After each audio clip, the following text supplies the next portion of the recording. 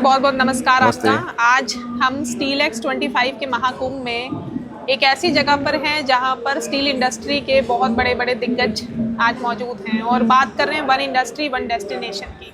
तो सबसे पहले तो मैं जानना चाहूँगी आपका परिचय कि हमारी ऑडियंस को पता लगे कि आप खुद स्टील इंडस्ट्री को आगे ले जाने में क्या भूमिका निभाते हैं। मेरा नाम है केयूर शाह। मैं रिप्रेजेंट करता हूँ mono steel India limited, Gujarat based, और in IIFA I am the chairperson of Gujarat region. Okay, ठीक है सर आपने जिस एक प्रायोजन को लेकर, जिस एक एक्सपेक्टेशन को लेकर स्टील एक्स में आज शिरकत की है, तो आपको क्या लगता है कि आपकी एक्सपेक्टेशंस क्या क्या हैं इसको लेके और कितनी आपको इसमें सफलता मिलेगी? अब आज का जो इवेंट था, इसमें मॉर्निंग में इसमें 81,000 करोड़ रुपीस के MOU साइन हुए महाराष्ट्र के गढ़चिरौली रीजन के लिए, जहाँ पे इंडस्ट्रीज आएगी। और ये पूरी इंडस्ट्रीज जो है ये आएगी स्पॉन्ज बेस।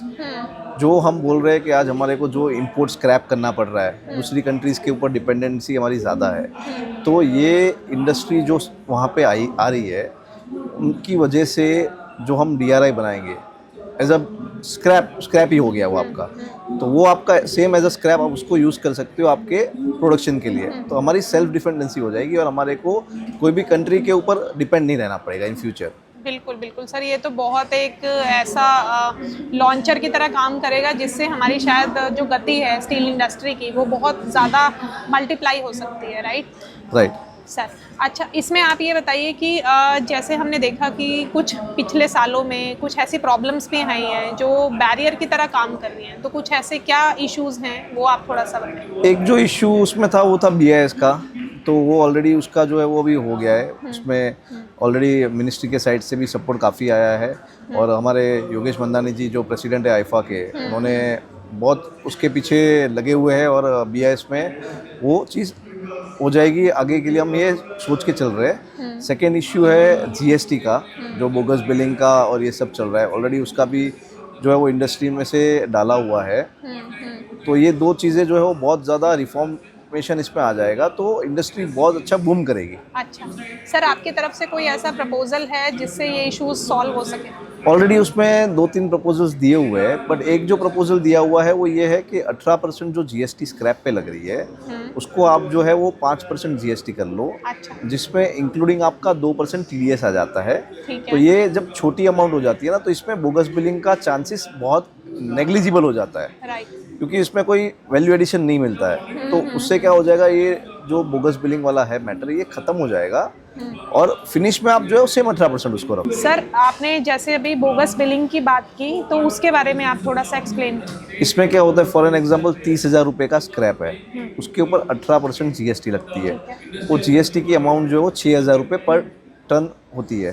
अब क्या होती है, जो ट्रेडर्स जो होते हैं ना, जो शेल कंपनीज वाले होते हैं, जो मतलब वो उनका काम ही ऐसा होता है कि भाई ये हमारे को जो आगे टैक्स नहीं भरना है। अब वो मटेरियल जाता है ट्रेडर्स का इंडस्ट्री में, इंडस्ट्री के पास तो सब उसके डॉक्यूमेंटेशन सब कुछ रहता ही है, बट आगे जाके फिर डिपार्टमेंट जो है वो तंग करता है इंडस्ट्री को। तो एज अ इंडस्ट्री हमारे आज जो 1700 डेलीगेट्स हम लोग यहाँ पे है मौजूद है, अंडर वन रूफ, सब स्टेट से सब लोग आए हुए हैं। और टोटल जो है वो ये 1700 लोगों में 1100 लोग जो है वो इंडस्ट्री ओनर्स आए हुए हैं। Okay okay. तो हम यही चाहते हैं कि अगर ये चीज़ का थोड़ा इजी हो जाए ना काम करना, ट्रांसफॉर्मेशन थोड़ा करके, तो क्या हो जाएगा कि आगे की और जनरेशन्स जो है ना वो इसमें इंडस्ट्री में आएगी। अब जैसे मेरे फादर है इंडस्ट्री में, मैं आ गया हूँ, अब मेरा लड़का जो है वो इंडस्ट्री में नहीं आएगा, क्योंकि उसको पता है कि इसमें बहुत ज़्यादा दिक्कत आ रही है। अच्छा। तो एक ये रिफॉर्मेशन आएगा ना, तो उससे थोड़ा इंडस्ट्री और अच्छा सर्वाइव कर लेगा, और बहुत बढ़िया काम हो जाएगा उससे। सर, मैंने अभी जैसे अभी मैंने पिछली बातचीत कुछ की है स्टील इंडस्ट्री की बड़ी बड़ी पर्सनालिटीज़ से, तो उन्होंने कहा कि 2030 तक हम एक टारगेट लेके चल रहे हैं कि कितना टन, हमें 300 मिलियन टन की शायद बात हो रही है। हाँ। तो आपकी इसमें कंट्रीब्यूशन क्या है, और आपको क्या लगता है कि कुछ क्या चीज़ें हमें करनी पड़ेंगी जिसकी वजह से ये चीज़ हम मीट कर सकते हैं? एक इसमें जो मेन मेरे को चीज़ लग रही है ना, वो रिन्यूएबल पावर।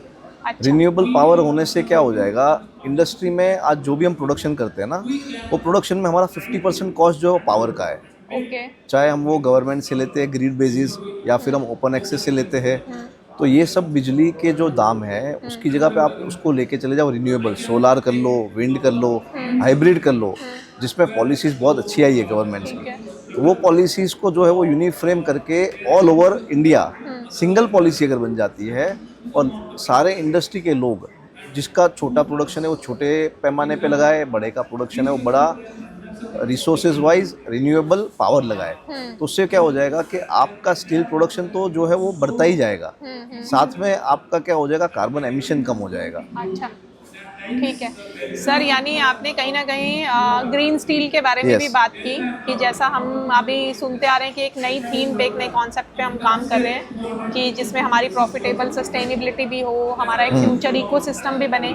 तो सर इसमें आपका क्या कंट्रीब्यूशन रहेगा और आपको लगता है कि क्या ये नया जो कॉन्सेप्ट है इसमें पूरी स्टील इंडस्ट्री इस स्टील एक्स 25 के माध्यम से भी एक बड़ा कुछ अचीव करने वाली है? एक्चुअल जो ये ग्रीन स्टील का जो प्रोजेक्ट है ना, ये आपको एक रिकग्नाइजेशन देता है कि आप आपके प्रोडक्ट को मार्केटिंग करने के हिसाब से राइट। कि भाई हम जो है वो 5 स्टार है, हम किसी से कम नहीं है। ओके। आज हमारा कार्बन एमिशन कम है, हम इतना कंट्रीब्यूट कर रहे हैं, इतना बड़ा सेटअप हमारा फैक्ट्री का है। तो ये ग्रीन स्टील के बेसिस पे क्या है, जो अच्छे प्लेयर्स है ना उनको 5 स्टार हो जाता है, फिर थोड़ा उनसे और कम कार्बन एमिशन वाले थोड़े ज़्यादा है उनको 4 स्टार, और उसके नीचे में 3 स्टार, ऐसे करके इनका रेटिंग दिया हुआ है। अच्छा। तो आज जैसे ग्रीन स्टील के आज टोटल 7 लोगों को सर्टिफिकेशन दिया, अच्छा। जिसमें 6 लोग जो है वो महाराष्ट्र के थे और एक जो है वो गुजरात का दिया हुआ है। अच्छा। तो गुजरात में हमारे को जो है वो first in Gujarat we are the green steel producer. Okay, that's very good, that's very good. तो आपको क्या लगता है कि जो ये रेटिंग का जो एक हायरार्की है, तो इसकी वजह से भी और जो इंडस्ट्री के ओनर्स हैं उनको ये एक एनकरेजमेंट मिलेगा इसकी वजह से?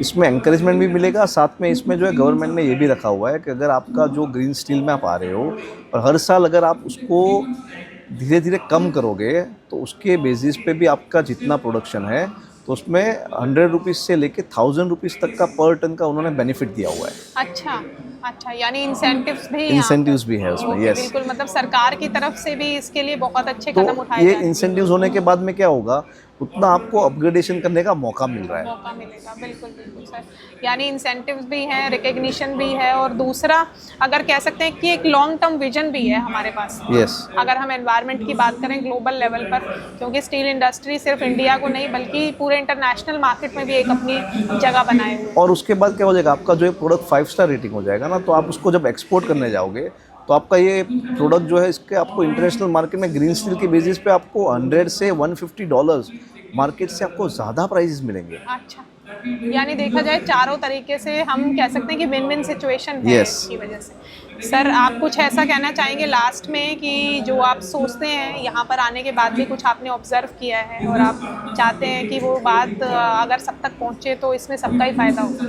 जैसे आज ये जो स्टील महाकुंभ हुआ है, मैं आज ये पहली बार ऐसा देख रहा हूँ कि सिंगल रूफ के नीचे जितने स्टेट है वो स्टेट के साथ में टोटल पैन इंडिया के सभी इंडस्ट्री के लोगों ने कंट्रीब्यूशन बहुत अच्छा दिया है, और ये महाकुंभ को जो है वो इतना यूज बना दिया है कि आज की डेट में सभी के मुंह पे एक ही नाम है, one nation one destination, steel Mahakumbh. बिल्कुल बिल्कुल sir, thank you so much. आपने बहुत वैल्यूएबल बातें शेयर की और हमें भी उम्मीद है कि जो प्रॉब्लम्स हैं उनके सॉल्यूशन भी निकलेंगे और जो विजन है हम उसको भी और आगे लेके जाएंगे। आपका बहुत बहुत धन्यवाद। Thank you, thank you, thank you.